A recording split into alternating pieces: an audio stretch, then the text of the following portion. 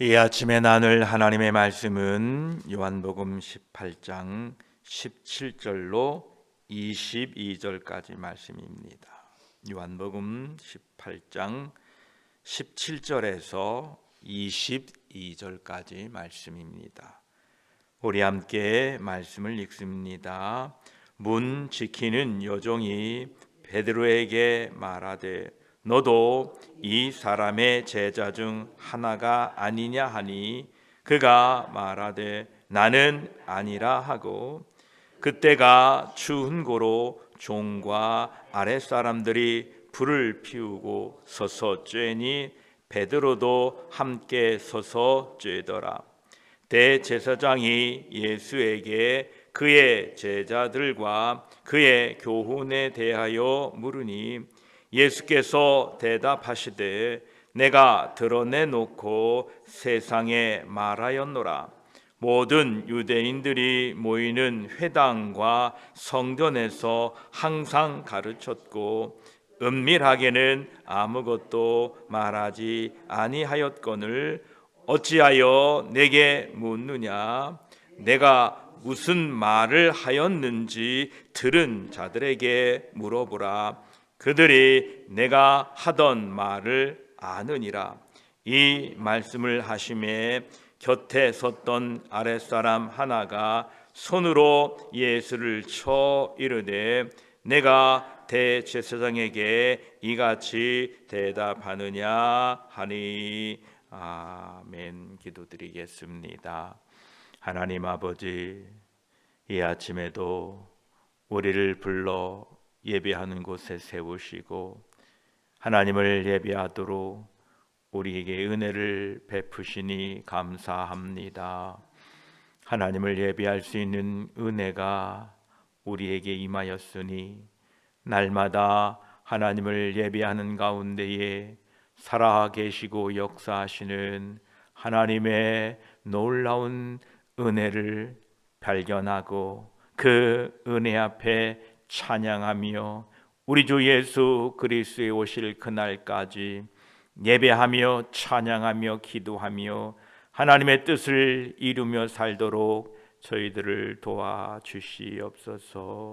연약하고 부족하오니 오늘 또 성령 하나님께서 우리를 새롭게 하시고 강건케 하시어서 하나님의 뜻을 이루어가는 우리 교회와 우리 모두가 되게 하여 주시옵소서. 오늘도 말씀을 통하여 우리를 새롭게 하시고 은혜를 더하여 주시옵소서. 우리 구주 예수 그리스도의 이름으로 기도드립니다. 아멘. 오늘 17절에는 문 지키는 여종이 베드로에게 말하되 너도 이 사람의 제자 중 하나가 아니냐 하니 그가 말하되 나는 아니라 하고 라고 기록되어 있습니다. 여기 17절에 문을 지키는 사람이 하인이 아니라 여종이라는 사실은 하나님의 섭리로 그렇게 된 것이 분명합니다. 왜 하필 그날따라 하인이 아니라 여종이 문을 지키고 있었을까요? 이것은 하나님께서 그렇게 하심으로 하여 베드로의 자만심을 꺾으려 하셨던 것입니다. 이후에 이 베드로는 자만심이 들 때마다 그때 그 상황을, 그 모습을 기억하면서 항상 조심하고 주의했을 것입니다. 혹시 우리 중에 이러한 부끄러운 일을 경험케 하셨다면 우리는 언제나 그 일을 기억하면서 겸손하게 주의 일을 잘 감당할 수 있기를 축복합니다. 제자 중에 우두머리라고 하는 이 베드로는 로마 군병도 유대 사람도 아닌 어린 하인으로부터 처음 도전을 받게 됩니다. 그 여종의 말이 이렇습니다. 너도 이 사람의 제자 중 하나가 아니냐. 그녀는 당신은 반란자요, 이 유대의 원수요, 하나님을 모독하는 자를 따르는 자의 제자가 아니냐라고 말하지 않고 단순히 이 사람의 제자가 아니냐라고 아주 겸손하고 아주 품위 있게 물었습니다. 왜냐하면 당시의 모든 사람들은 예수 그리스도를 죽이려고 했기 때문에 예수님을 그렇게 부르지 않았습니다. 그런데 이 여종은 이 사람의 제자가 아니냐라고 아주 부드러운 질문을 했음에도 불구하고 베드로는 나는 아니다라고 대답을 합니다. 18절을 보니까 그때에 추운 고로 종과 아랫사람들이 불을 피우고 서서 쬐니 베드로도 함께 서서 쬐더라 라고 기록되고 있습니다. 이것은 지금 베드로가 이제 앞으로 두 번, 세 번째에 예수님을 모른다고 부인하게 되는 이 도입 부분입니다. 그때가 추운 때인 거로 종과 아랫사람들이 불을 피워서 쬐고 있었다고 합니다. 이 장면을 통해서 예수 그리스도를 멀찍이 따르는 베드로, 하나님을 멀찍이, 예수 그리스도를 멀찍이 따르는 백성들을 영적인 측면에서 볼 때에 그들이 예수 그리스도를 멀찍이 따름으로 곧 영적인 추위를 느끼게 될 것이다 라는 것을 우리에게 보여주고 있습니다. 우리가 예수 그리스도를 멀찍이 따르게 되면 영적인 추위가 옵니다. 예수 그리스도를 따르지 않았던 그 종들과 아랫사람들이 불을 쬐고 있듯이 18절 후반절에 보니까 베드로도 함께 서서 쬐더라. 우리가 예수 그리스도를 멀찍이 따라가면 영적인 추위가 옵니다. 여러분 예수 그리스도를 가까이 따르시기를 축복합니다. 지금 그의 사랑하시는 선생님, 자신의 구원자 되시는 예수님은 멀리 떨어진 관정에 서서 그 추위에 떨며 붙잡혀 있는데 제자 중에 우두머리라고 하는 이 베드로는 자신의 육체적인 안락과 평안을 위하여 불을 쬐고 있습니다. 이것은 오늘 믿음 없는 우리들의 모습을 보고 있지는 않나 이렇게 느껴집니다. 예수님과 가까이 가 계시기를 주의 이름으로 축복합니다. 이제 대제사장은 예수님께 묻습니다. 19절에 대제사장이 예수에게 그의 제자들과 그의 교훈에 대하여 물으니라고 말씀하십니다. 지금 안나스는 예수님을 고소하고 그것을 증언하기 위하여 증인들을 소환하는 대신에 그 앞에서 그분을 함정에 빠뜨리기 위하여 이런 질문을 합니다. 그 첫 번째 질문이 그의 제자들에 대하여 질문하십니다. 이 말은 당신을 선생이라고 부르는 그 제자들이 지금 어디 있느냐라고 비꼬는 뜻입니다. 3년 반 동안 3년 이상 열심히 따라다니고 너를 위하여 목숨까지 버리겠다고 했다는 그 제자들이 지금 어디 있느냐라고 비꼬고 있습니다. 또 그의 교훈에 대하여 물었다라고 하는데 이 말은 그 교훈을 듣고 고소할 내용이 없는지를 알아보기 위함입니다. 하나님의 말씀을 듣는 사람들이 그 말씀을 듣고 들은 말씀을 참소하기 위하여 열심히 듣고 묻는다면 참으로 안타까운 일입니다. 예수님 때 그랬습니다. 예수님을 고소할 제목을 찾기 위하여 그들은 열심히 질문하고 열심히 들었던 것입니다. 만약 어느 누가 이단 사상을 주입하려고 한다면 철저히 분별하여 들어야 됩니다. 그러나 하나님의 말씀을 전하는 곳에는 여러분이 늘 감사함으로 순종함으로 듣게 되므로 복이 임하는 복된 사람들이 되시기를 축복합니다. 이 안나스는 그래서 예수님께 대하여 그 제자들과 그의 교훈에 대하여 묻게 됩니다. 그때 예수님의 대답이 이러하십니다. 20절에 예수께서 대답하시되 내가 드러내놓고 세상에 말하였노라. 모든 유대인들이 모이는 회당과 성전에서 항상 가르쳤고 은밀하게는 아무것도 말하지 아니하였거늘 이라고 대답하십니다. 예수님께서는 내가 드러내놓고 세상에 말하였다라고 말씀하십니다. 세상 앞에서 말하였다라고 하시지 않고 세상에게 말하였다 이렇게 말씀하시지요. 예수님은 왜 무리들에게 말씀하시지 않았다, 세상에게 말했다라고 말씀하시냐 하면 지금 예수님이 선포하시는 이 복음은 보편적인 것이라는 겁니다. 즉 세상 모든 사람들이 이 복음을 들어야 된다라는 뜻입니다. 이 복음은 우리에게 들려졌고 우리가 들은 이 복음이 세상에 전해지고 증거되어야 됩니다. 우리를 살리신 이 복음을 이제 우리가 세상에 전할 수 있게 되기를 축복합니다.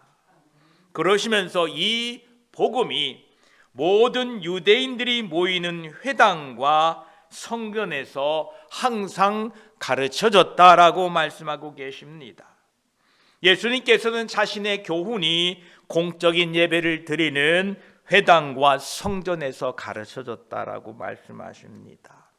여기에서 특별히 유대인을 언급하시는 이유는 바로 유대인들이 기다리던 메시아, 유대인들이 믿고 따르던 그 구약 성경에 예언된 그리스도가 자신이라는 사실을 명백하게 밝히고 계시는 것입니다.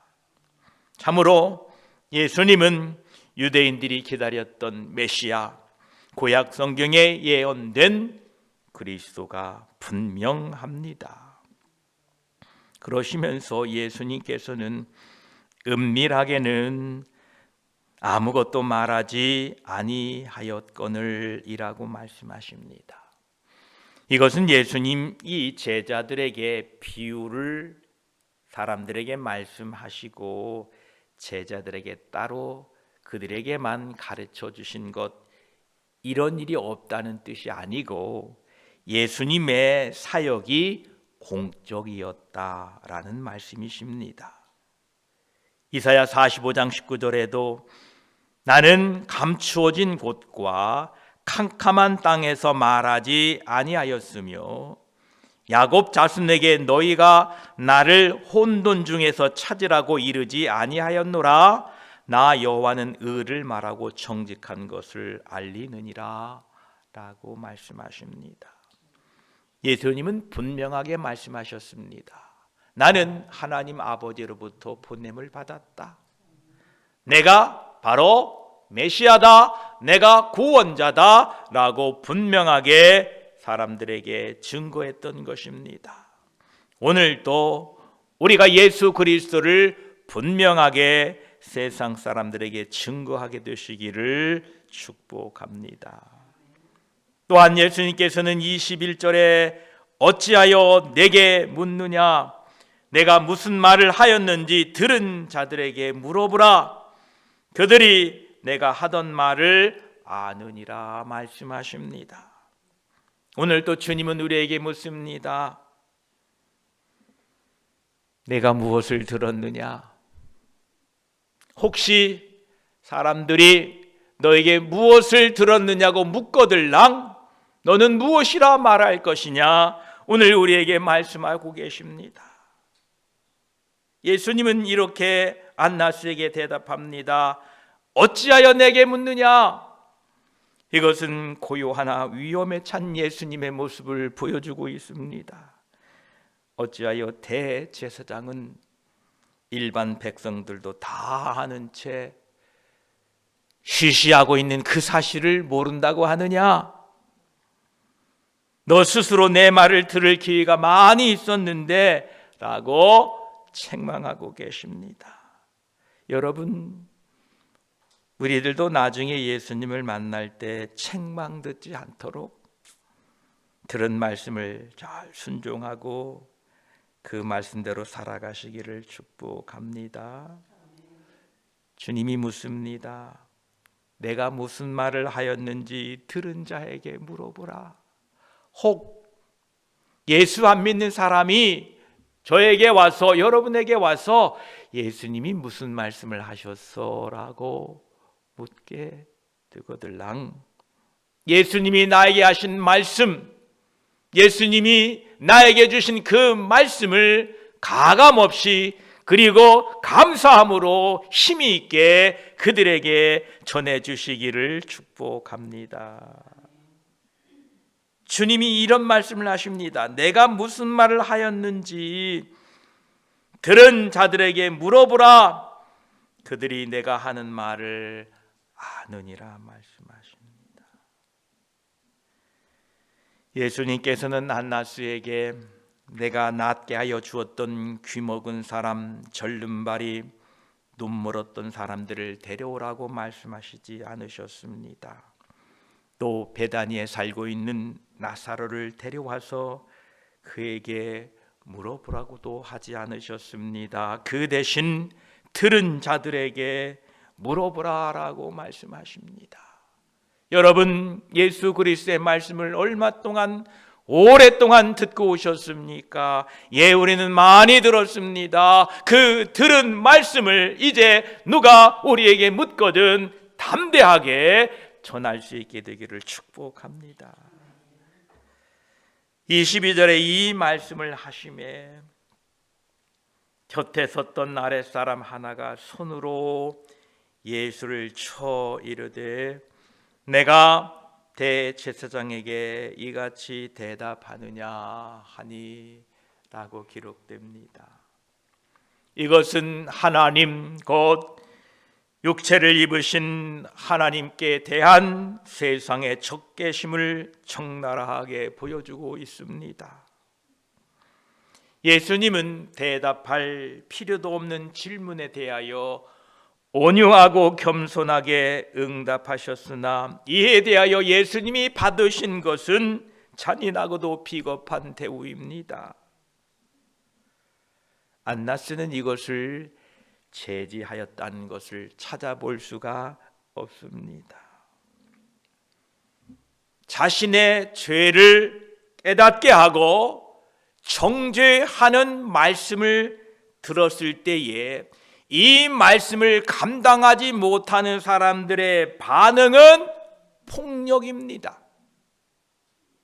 하나님의 말씀 앞에 그 죄에 대하여, 그 죄의 지적에 대하여 감당하지 못하고 숨으려고 하는 사람들의 행동이 바로 죄에 대항한 폭력을 사용하여서 그 말을 하지 못하게 하는 것입니다. 죄 제자들이 예수의 이름으로 복음을 전할 때 그들이 뭐라고 말합니까? 절대 예수 이름 말하지 말아라. 왜냐하면 그들의 죄가 폭로되었고 그들의 죄가 드러나게 되기 때문에 그런 것입니다. 이 정의를 감추려고 하고 정의를 무력화하려는 이 무력 앞에 우리는 두려워하지 마시기 바랍니다. 주님은 분명히 말씀하셨습니다. 마태복음 26장 52절에 이에 예수께서 이르시되 내 칼을 도로 칼집에 꽂으라.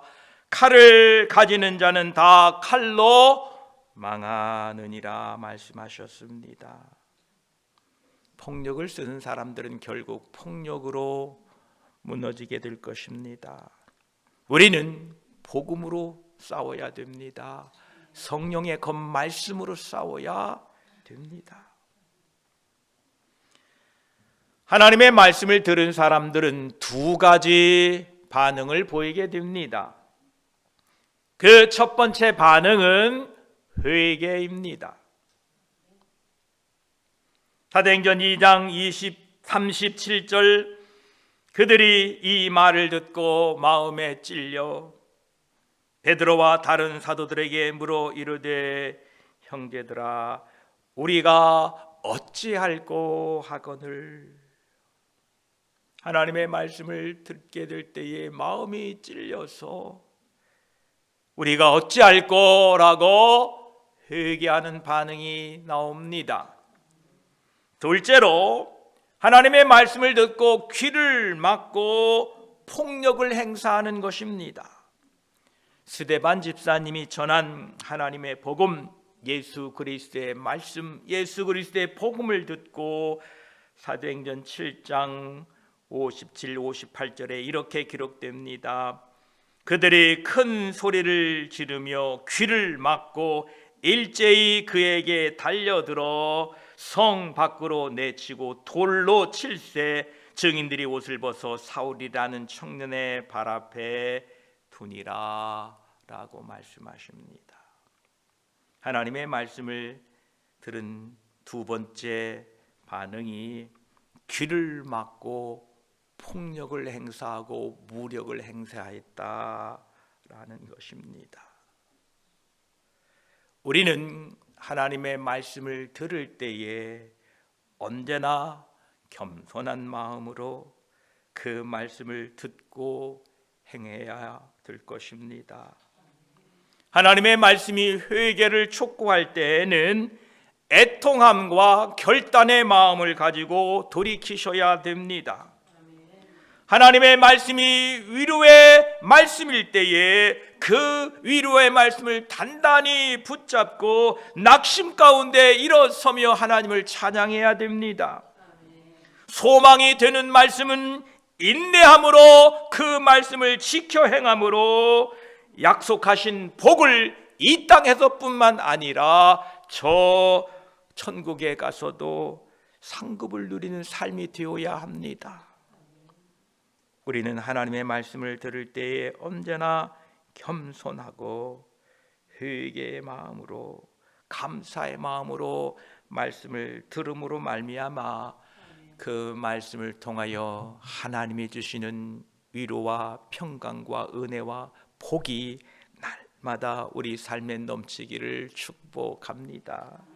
오늘 또 우리의 삶에 하나님의 말씀과 함께 살아가시는 복된 하루 되시기를 축복합니다.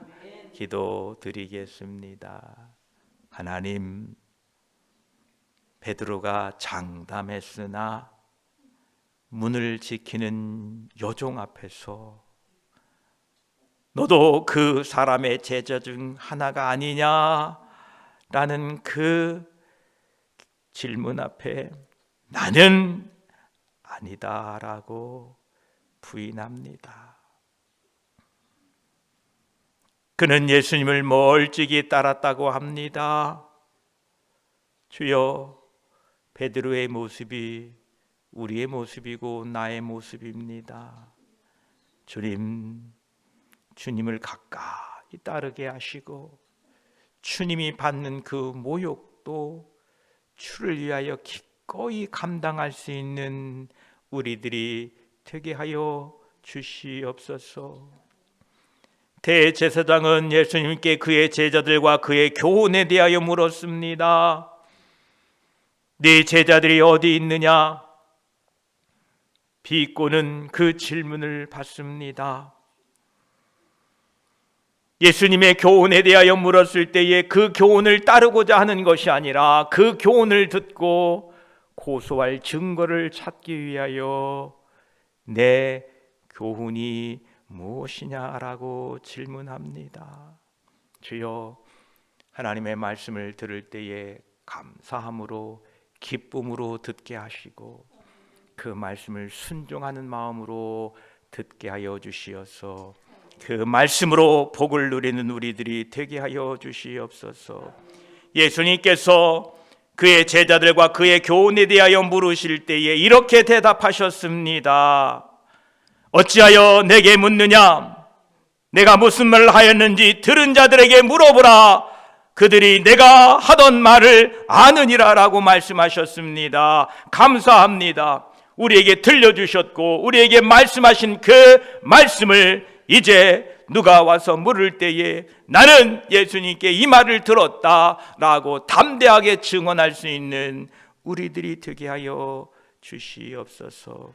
그래서 오늘 또 우리에게 주신 그 말씀으로 위로받게 하시고 그 말씀으로 새 힘을 공급받게 하시고 그 말씀으로 능력 있게 소망 가운데 하루 살아가는 우리들이 되게 하여 주시옵소서. 감사드리며 우리 구주 예수 그리스도의 이름으로 기도드립니다. 아멘.